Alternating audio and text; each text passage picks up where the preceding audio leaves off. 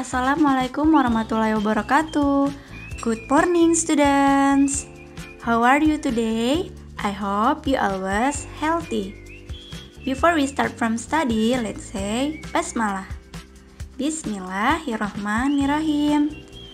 Welcome to my class students. Selamat datang di kelas Miss Lulu. Semoga kita semua selalu diberikan kesehatan. Amin. Hello students, today we want to learn about chapter 11 part 2, Transportation in Jakarta. Jadi hari ini kita memasuki chapter 11 dengan tema transportasi di Jakarta. Before I explain about the material, I want to remember you about the goals. In the end of the lesson, the students are able to first, tell the development of transportation in Jakarta. Second, identify comparative degree. And the last, make sentences using comparative degree. Jadi, sebelum kita memasuki materi, seperti biasa, Miss Lulu ingin menjelaskan tujuan pembelajaran pada hari ini. Yang pertama, menjelaskan tentang perkembangan transportasi yang ada di Jakarta. Yang kedua, mengidentifikasi tentang comparative degree atau perbandingan. Yang terakhir, membuat kalimat menggunakan comparative degree. Nah, ini adalah tujuan pembelajaran kita pada hari ini. Pada minggu kemarin, kita sudah mempelajari mengenai alat transportasi yang ada di Jakarta. Pada minggu ini, kita akan mempelajari mengenai comparative degree atau perbandingan. Yuk, kita masuk ke materi. Now we are discuss about comparison of adjectives. Sekarang kita akan belajar mengenai comparison of adjective. Comparison of adjectives. Biasanya dalam bahasa Inggris digunakan untuk membandingkan suatu hal yang perbandingannya positif, dan yang kedua perbandingannya komparatif, dan yang ketiga ada perbandingan superlatif. Tapi sekarang Miss Lulu akan menjelaskan tentang perbandingan positif dan perbandingan komparatif. Perhatikan tabel di sini, ada positif dan komparatif. Kalau perbandingan positif menjelaskan suatu perbandingan yang kedudukannya sama. Contohnya, sama-sama pintar, sama-sama besar, dan lain-lain. Sedangkan kalau komparatif digunakan untuk membandingkan dua hal yang kualitasnya atau kedudukannya berbeda. Jadi di dalam kalimatnya pasti ada kata lebih. Contoh, lebih besar, lebih cantik, lebih pintar, dan lain-lain. Itu adalah comparative degree. Sampai sini sudah paham ya? Sekarang Miss Lulu punya gambar.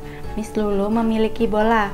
Bola yang berwarna hijau ini besar, tetapi masih ada yang lebih besar dari bola yang berwarna hijau, yaitu bola yang berwarna coklat. Kalau kalian ingin membandingkan sesuatu, kalian dapat menggunakan comparative degree. Coba kita lihat ya. Di sini kita akan menggunakan adjektif atau kata sifat. Perhatikan. Big. Kalau di perbandingan positif, big itu tetap. Paling ada penambahan S atau IS untuk menyatakan sama-sama besar. Tetapi kalau berubah menjadi komparatif, berarti hanya ada penambahan IR di akhirnya.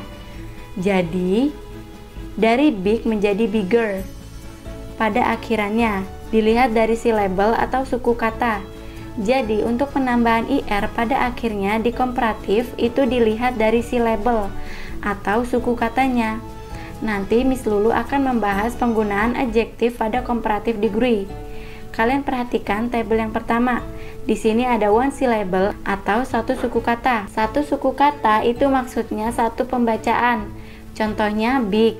Beda dengan pengucapan beautiful. Ada 3 syllable atau 3 suku kata. Paham ya? Kalau adjektifnya terdiri dari one syllable hanya ditambahkan IR di akhir adjektif. Contoh, clear yang artinya jelas jadi clear, yang artinya lebih jelas. Dark artinya gelap jadi dark, artinya lebih gelap. Yang kedua, one syllable ending with a. Jadi satu suku kata tapi di akhir adjektifnya yaitu huruf e. Contohnya, ways artinya bijaksana menjadi wiser, lebih bijaksana. Simple artinya sederhana, jadi simpler, lebih sederhana. Jadi kalau akhiran adjektif huruf E hanya menambahkan huruf R pada akhir adjektif. Yang ketiga, adjective ending with one vowel and one consonant. Kata sifatnya di akhirannya terdiri dari satu vowel. Vowel itu A, I, U, E, O dan satu konsonan. Konsonan itu selain A, I, U, E, O. Contohnya, tin. I ini adalah vowel dan N ini adalah konsonan.